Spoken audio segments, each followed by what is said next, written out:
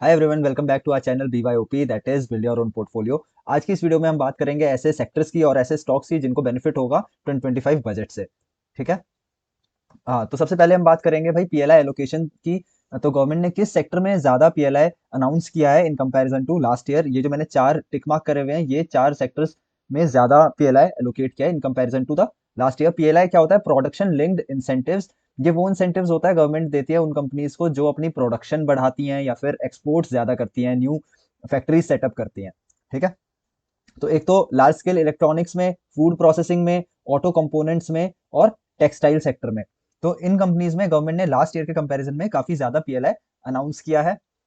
For example textiles में 45 करोड़ था last year और इस साल है 1148 करोड़। ठीक है। उसी तरीके से फूड प्रोसेसिंग में लास्ट ईयर 700 करोड़ था, इस साल 1200 करोड़। ठीक है। ऐसे ही आप बाकियों को भी देख सकते हैं।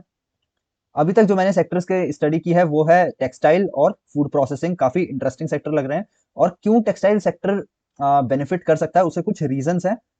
अगर हम वो डिस्कस करें तो पहली चीज है भाई चाइना प्लस वन थीम।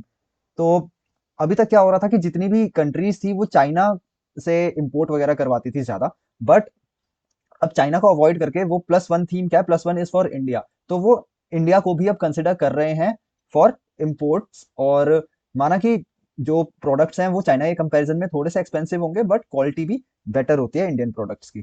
ठीक है। दूसरी चीज, टेक्सटाइल सेक्टर को क्या बेनिफिट होने वाला है? एक बांग्लादेश जो कि मेजर एक्सपोर्टर था टेक्सटाइल इंडस्ट्री का, जो ज्यादा से ज्यादा कपड़े वगैरह एक्सपोर्ट करता था, वहां पे अभी पॉलिटिकल स्टेबिलिटी है नहीं, वहां पे अनरेस्ट चल रहा है और सिविल अनरेस्ट है, स्ट्राइक्स वगैरह हो रहे हैं। तो उसके चलते इंडिया को ये एक अपॉर्चुनिटी की तरह है कि भाई इंडिया अपने मैन्युफैक्चरिंग प्लांट सेटअप कर सकती है टेक्सटाइल इंडस्ट्रीज, और ये जितना भी मार्केट शेयर बांग्लादेश का था वो हम ग्रैब कर सकते हैं। ठीक है। तभी गवर्नमेंट ने इसी क्या बोलते हैं टेक्सटाइल सेक्टर में ज्यादा PLI अनाउंस भी किया है, ताकि यहाँ की कंपनीज के लिए एक मोटिवेशन फैक्टर रहे और वो ज्यादा से ज्यादा फैक्ट्री सेटअप करके केपेक्स करके अपने एक्सपोर्ट बढ़ाएं और ज्यादा से ज्यादा मार्केट शेयर ग्रैब करें। प्लस इन सबके चलते इंडिया ने फ्री ट्रेड एग्रीमेंट भी साइन किया है UAE के साथ, और साथ ही साथ Europe union, Australia, UK, Canada, इनमें भी फ्री ट्रेड एग्रीमेंट साइन कर रही है, जिससे अगेन टेक्सटाइल इंडस्ट्री को इजी रहेगा। अब फ्री ट्रेड एग्रीमेंट से क्या होता है कि ट्रेड बैरियर्स खत्म हो जाते हैं। ठीक है। जब हम एक्सपोर्ट करते हैं जो हमें टैरिफ टैक्स देना पड़ता है वो भी कम देना पड़ेगा। प्लस जो दूसरी कंट्रीज हैं वो वेलकम करती हैं इंडियन कंपनीज को कि भाई आके अपना यहाँ पे प्लांट वगैरह सेटअप करो और हमारी कंपनी में एक्सपोर्ट करो। ठीक है। उससे उनको क्या फायदा होता है? वहां पे भी जॉब्स वगैरह क्रिएट होती हैं और उनको सस्ते में कोई भी प्रोडक्ट्स मिल पाते हैं। ठीक है। चलो अब बात करते हैं टेक्सटाइल इंडस्ट्री। तो ठीक है, इस सेक्टर में कौन सी ऐसी कंपनीज है जिनमें इन्वेस्ट कर सकते हैं? तो मैंने टेक्सटाइल सेक्टर की जितनी भी कंपनीज थी वो निकाली। उसमें से 1000 करोड़ से मार्केट कैप ऊपर वाली कंपनीज को मैंने रीड किया, और इतनी सारी कंपनीज रीड करने के बाद दो ऐसी कंपनीज आई हैं जिनमें हम इन्वेस्ट करने कर सकते हैं। ठीक है। मैं इन्वेस्ट कर रहा हूँ, एटलीस्ट आप अपनी रिसर्च खुद भी करना। ठीक है। मैं बस आपको अपनी रिसर्च शेयर कर रहा हूँ। पहली है SP अपैरल्स। ये क्या करती है? ये बच्चों के कपड़े बनाती है और एक्सपोर्ट करती है। ये जो बहुत ही प्रेफर्ड ब्रांड है, ये जितने भी मेजर रिटेलर्स हैं यूके में उन सभी के लिए, जैसे टेक्सको हो गया, प्राइमार्क हो गया, के मार्ट, मदर केयर। तो ये यूके फोकस ब्रांड्स है जो कि इस कंपनी से ऑलरेडी कॉन्ट्रैक्ट में है और एक्सपोर्ट्स, मतलब हम इन कंपनीज को एक्सपोर्ट करते हैं। ठीक है। अब इस कंपनी की अगर फाइनेंशियल्स की बात करें तो काफी बढ़िया है in comparison to the other textile companies. अभी फेयर वैल्यूएशन पे भी मिल रहा है। 23 इस कंपनी का PE है और इंडस्ट्री PE है 24। तो फेयरली वैल्यूड है और अभी इन्वेस्ट हम कर सकते हैं इसमें। मैं ये नहीं कह रहा हूँ कि भाई जाके इन्वेस्ट कर लो, अपनी रिसर्च करो, बट मैं इसमें इन्वेस्ट ऑलरेडी कर चुका हूँ अभी 2 दिन पहले ही। और इसमें मैं अगर ये कंपनी और अभी इसमें और शेयर प्राइस और फॉल होता है तो फिर मैं इसमें को और ऐड करूंगा। ठीक है। और बेनिफिट क्या है कि भाई ये SP अपैरल्स की मैंने कॉन कॉल भी पढ़ी थी। आप कॉन कॉल कहाँ से पढ़ सकते हैं? नीचे स्क्रॉल करना स्क्रीनर पे ही, यहाँ पे आप नोट्स पे क्लिक करोगे तो ये उनकी कॉन कॉल आ जाएगी। देखो ये अब मैनेजमेंट कितनी ऑप्टिमिस्टिक है वो सब बता रखा है, क्या क्या उनके चैलेंजेस हैं वो सब भी बता रखे हैं। ठीक है।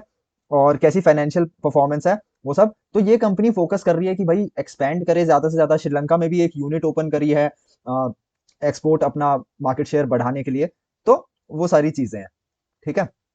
और ये कंपनी खुद भी बात कर रही है, देखो, a shift towards China plus one and Bangladesh plus one strategy is occurring with India emerging as key sourcing destination. तो बाकी जो कंट्रीज है वो इंडिया से इंपोर्ट करवाने का प्लान कर रही हैं, क्योंकि चाइना से अब वो इतने रिलेशंस नहीं रख रही हैं, ट्रेड रिलेशंस। प्लस बांग्लादेश में अनरेस्ट चल रहा है तो वो एक्सपोर्ट कर नहीं पा रहा है, बेनिफिट हो रहा है इंडियन कंपनीज को। Right. American and European companies are also diversifying their supply chains away from traditional markets like China.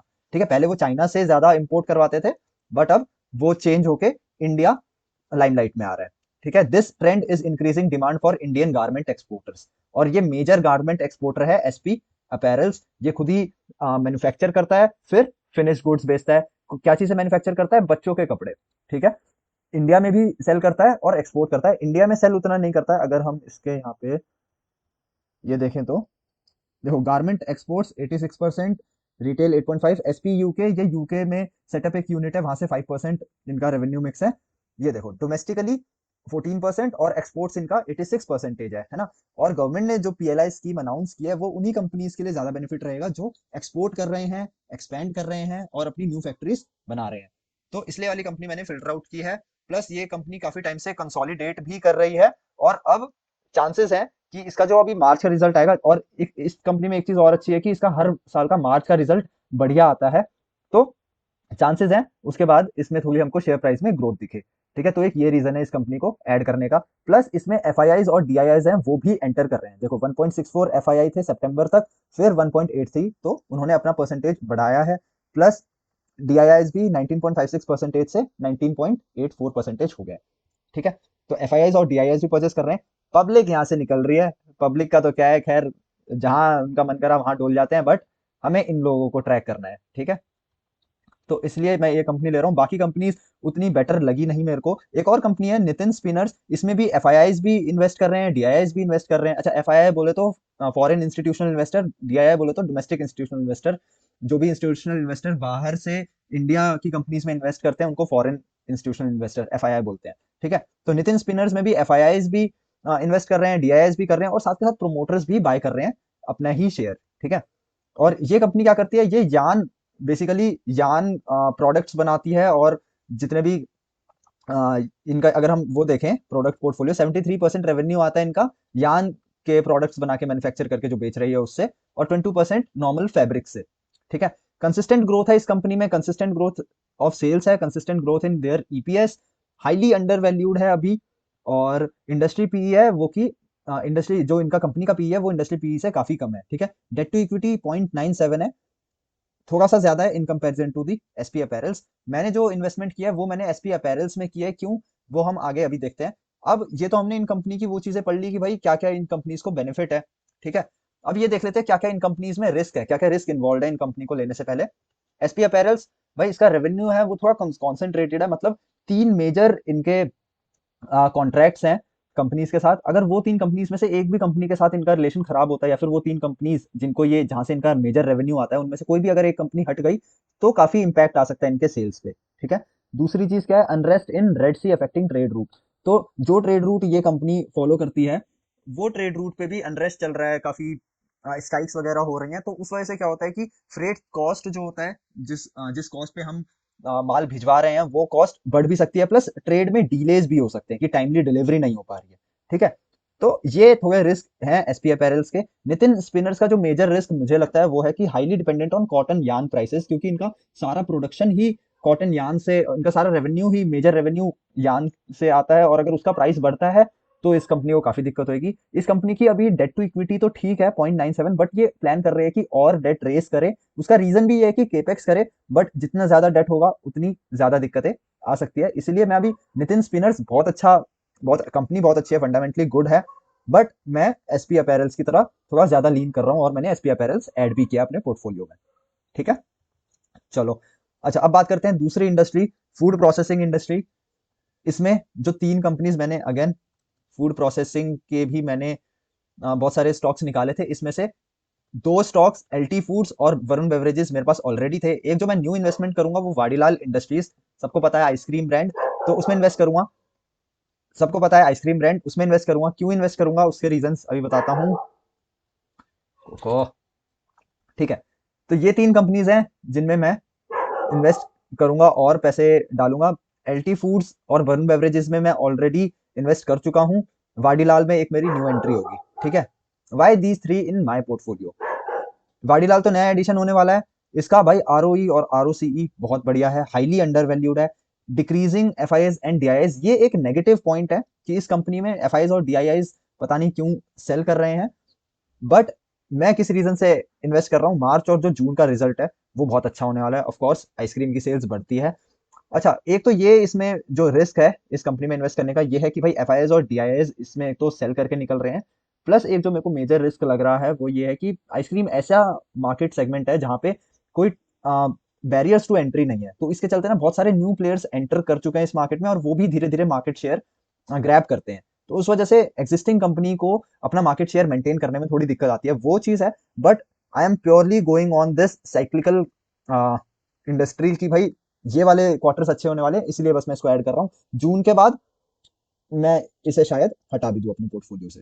ठीक है, चलो अब अगर एक बारी थोड़ा देख लें फूड प्रोसेसिंग में, एलटी फूड्स, वरुण बेवरेजेस और वाडीलाल। ठीक है, तो ये देखो इसका भाई रिटर्न ऑन इक्विटी और रिटर्न ऑन कैपिटल एम्प्लॉयड बहुत बढ़िया है। अच्छा भाई, अगर आप इंडस्ट्री को रीड कर रहे हो ना वाडीलाल को, तो वाडीलाल अगर आप लिखोगे तो बहुत सारी कंपनीज आएंगी। ठीक है, तो आप ये देख लेना कि भाई ये जो मैं कंपनी की बात कर रहा हूँ वो है वाडीलाल इंडस्ट्रीज लिमिटेड, एंटरप्राइज नहीं है। अगर आप वाडीलाल एंटरप्राइज, वाडीलाल सर्च करोगे तो आपको एंटरप्राइज ये सब भी मिलेंगे।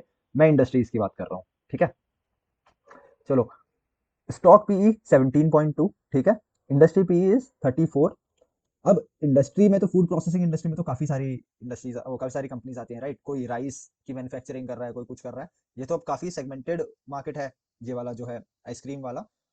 बट ऐसे ऐसी कंपनीज का जिसका मतलब एक ही काफी फोकस प्रोडक्ट जैसे आइसक्रीम है, उसका अगर हमको देखना है कि भाई कितना फेयरली वैल्यूड है, पीई रेशो में जाएंगे, देखेंगे भाई मीडियन पीई इस कंपनी का, पीई हमेशा एवरेज पीई जो रहा है वो है 19 टाइम्स, राइट। बट अभी 17 टाइम्स है, इसलिए मैं हाईली अंडर वैल्यूड, इसलिए मैं इस कंपनी में इन्वेस्ट करने की प्लानिंग कर रहा हूँ। डेट टू इक्विटी भी कम है, ठीक है, जो कि बहुत बढ़िया चीज है। और ऑफ कोर्स अब अगर मार्च और उसका जो रिजल्ट आएगा जून का वो बहुत बढ़िया होगा। इसीलिए देखो हर साल मार्च और जून में इनके पीक सेल्स होती है और वो रिजल्ट अच्छा आता है, तो उस चक्कर में मैं इस कंपनी में इन्वेस्ट करने वाला हूँ। ठीक है, हाँ, एक जो नेगेटिव पॉइंट ये था कि भाई एफआईआईज और डीआईआईज दोनों इस कंपनी से निकल रहे हैं। चलो, एक तो ये हमने बात की वाडीलाल इंडस्ट्रीज की, थोड़ा सा पैसा यहाँ एलोकेट करेंगे हम। और एलटी फूड्स ऑलरेडी मेरे पोर्टफोलियो में है भाई, मैंने दिवाली के टाइम से खरीदा हुआ था। अभी तक कुछ ज्यादा रिटर्न नहीं दिया है, कंसोलिडेट ही कर रही है कंपनी। फाइनेंशियल्स अच्छे हैं, लीडिंग ब्रांड है उसमें, क्या बोलते हैं, राइस वगैरह में। अगर आप इस कंपनी का अबाउट पढ़ेंगे, अबाउट दिस कंपनी कहाँ गया, एलटी फूड्स। ठीक है, the company owns several rice brands such as Daawat, Royal Heritage, Divya, Gold Seal, Indus Valley, 1807, 1817 Elephant. तो ये सारे इनके फ्लैगशिप ब्रांड्स हैं। कंपनी देखो कितने बढ़िया तरीके से स्प्लिट है, यूरोप में 17%, यूएस में 41%, इंडिया में 29%, मिडिल ईस्ट में। तो एक्सपोर्ट कर रही है, अगेन पीएलआई का बेनिफिट होगा। ठीक है, इसीलिए मैं इस कंपनी को होल्ड करके रखा हूँ और इसमें और इन्वेस्टमेंट करने वाला हूँ।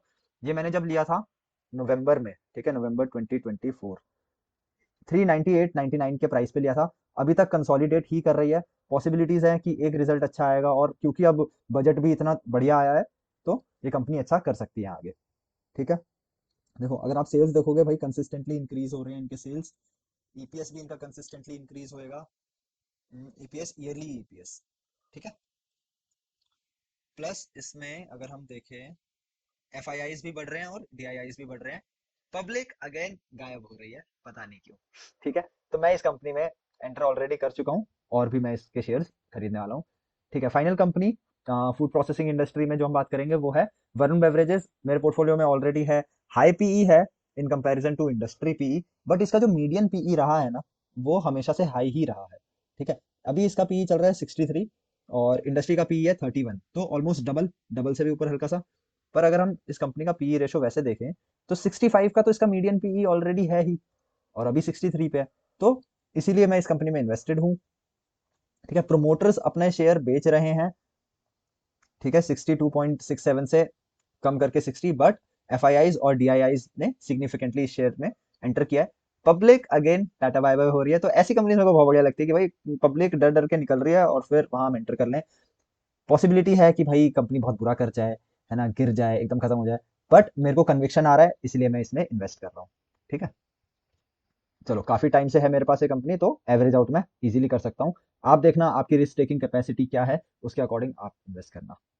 चलो, अच्छा, इसके अलावा अगर हम बात करें और कौन से सेक्टर्स हैं जिनमें हम कंपनीज ढूंढेंगे और कौन से सेक्टर्स हैं जिनको हम अवॉइड कर सकते हैं। Sectors to avoid, railways, road construction, oil and gas क्यों भाई? एक तो उसमें बजट में इतना एलोकेशन नहीं हुआ, पिछली बार से उल्टा गिरा दिया है। रेलवेज में क्यों इन्वेस्ट नहीं कर रहा हूं मैं कि भाई हाई वैल्यूएशन है और कोई नया एलोकेशन इनको बजट में नहीं मिला है रेलवे सेक्टर को। रोड कंस्ट्रक्शन भी अवॉइड कर रहे हैं, स्टैग्नेंट बजट दिया है न्यूक्लियर एनर्जी में, तो उसके न्यूक्लियर एनर्जी में जितनी भी उस स्पेस में जितनी भी कंपनीज हैं उनको मैं अवॉइड कर रहा हूँ। प्लस जितनी भी डिफेंस कंपनीज हैं, बड़ी डिफेंस कंपनीज उनको अवॉइड करके जितनी छोटी डिफेंस कंपनीज हैं उनको ज्यादा फायदा होगा, क्योंकि इसमें बजट बढ़ाया तो है पर वो ज्यादा बजट का फायदा छोटी डिफेंस कंपनीज में होगा जिनका मार्केट कैप कम है, तो वैसी कंपनीज ढूंढेंगे। बड़ी डिफेंस कंपनीज को हम अवॉइड करेंगे, ठीक है। इंटरेस्टिंग सेक्टर्स कौन कौन से हैं भाई? अब ऑटो कंपोनेंट्स जो भी कंपनीज बनाती हैं, मतलब पूरी की पूरी गाड़ी नहीं पर ऑटो कंपोनेंट, और इसमें ऐसी कंपनी ढूंढनी है जो एक्सपोर्ट करती हूँ, ठीक है, उनको ज्यादा फायदा होगा। और अभी ऑटो कंपोनेंट सेक्टर में जो पीई रेशो है वो काफी सस्ते पे मिल रहा है, ठीक है, काफी पी रेशो काफी कम हो रखा है इंडस्ट्री पी से, और काफी फेयर वैल्यूएशन पे ऑटो कंपोनेंट वाली कंपनी मिल रही है। और इसमें पीएलआई स्कीम जो हमने ऊपर देखा था वो भी बढ़िया अनाउंस हुआ है, ठीक है। Large scale electronics and IT hardware, again PLI based theme. Consumption बढ़ेगी, कंजम्पशन सेक्टर पे एक इंटरेस्टिंग सेक्टर है, एसी, फ्रिज, टीवी, ये सारे रिलेटेड जितने भी स्टॉक्स हैं, एफएमसीजी स्टॉक्स हो गए, अल्कोहल हो गए। तो जितनी भी डिस्क्रिशनरी स्पेंडिंग है, डिस्क्रिशनरी स्पेंडिंग क्या होती है कि ऐसी स्पेंडिंग मतलब ऐसा खर्चा जिसकी हमको, ऐसी चीजों को हम परचेज कर रहे हैं जिसकी हमको एक्चुअल नीड नहीं है, बस हम उसको चाहते हैं कि ये हमारे पास हो, ठीक है, मतलब नेसेसिटी नहीं है बट लग्जरी आइटम आप कह सकते हो। तो वो बढ़ेगी क्यों? क्योंकि अभी जो टैक्स उन्होंने, अभी जो गवर्नमेंट ने जो बजट अनाउंस किया उसमें टैक्सेस के ऊपर काफी बढ़िया अनाउंसमेंट है, जैसे कि भाई 12 लाख तक अपने को कोई टैक्स नहीं देना, तो अपने पास स्पेंडिंग पावर होगी, तो अपन लोग फालतू की चीजों में भी पैसा डालेंगे, तो ऐसी कंपनीज को बेनिफिट होगा। अल्कोहल हो गया, एफएमसीजी हो गया इधर, ठीक है। सीमेंट इंडस्ट्री काफी लोअर वैल्यूएशन पे अवेलेबल है, हाई मार्जिन ऑफ सेफ्टी है इस कंपनी में, मतलब इस इंडस्ट्री में, तो हम सीमेंट इंडस्ट्री देखेंगे। सोलर पावर, ठीक है, इसको काफी बढ़िया बजट एलोकेट हुआ है, ठीक है। इसका बजट 53% से, मतलब 53% से ऊपर गया है। और पीएम सूर्य घर मुफ्त बिजली योजना में भी 11,000 करोड़ से 20,000 करोड़ का एलोकेशन है। होटल्स अच्छा करेंगे, फूड प्रोसेसिंग और टेक्सटाइल्स हम ऑलरेडी पढ़ चुके हैं, ठीक है। तो बस यही था इस वीडियो में कि ये इंटरेस्टिंग सेक्टर है। आप भी इन इन सेक्टर्स में से कोई कंपनी अगर आप सजेस्ट करते हो तो मेरे को जरूर बताओ, वो कंपनी हम रिसर्च करेंगे उसके बारे में और डिटेल में देखेंगे कंपनी का कैसे चल रहा है, ठीक है। अच्छा, एक मैं अगर आपको छोटी सी एक चीज बताऊं तो जो अभी साइक्लिकल स्टॉक्स है मेरे पोर्टफोलियो में वो रहने वाले हैं भाई वरुण बेवरेजेस, जिसको मैं अगेन जून अगस्त तक अपने पोर्टफोलियो में रखूंगा। वरुण बेवरेजेस, वाडीलाल और एक एसपी अपैरल्स, ठीक है। तो इसी के साथ ये वीडियो खत्म करते हैं। Bye bye, take care.